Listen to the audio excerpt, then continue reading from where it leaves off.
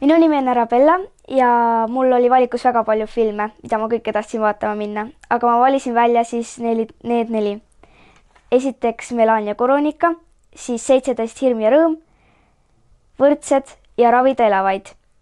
Melania Koroonika rääkis siis sellest, kuidas üks naine küüditati ära 1941. aastal Siberisse ja ma arvan, et see võiks mulle meeldida sellepärast, et mulle meeldis Eesti risttuules ja mu vanemad on ajaloolased ja sellepärast meeldib mulle ka ajalugu. Siis 17 hirm ja rõõm räägib siis sellest, kuidas üks tüdruk saab suureks ja kuidas ta sellega harjub. Ja ma arvan, et ma tahaks seda filmi vaadata sellepärast, et eelmisel aastal ma käisin Saksamaal filmifestivalil ja seal oli selline film nagu Beautiful Girl, mis rääkis, et üks tüdruk läheb uude linna ja seal on 2 poissi ja mõlemad poisid talle meeldivad, aga siis ta peab otsustama, et kumb poiss talle rohkem meeldib.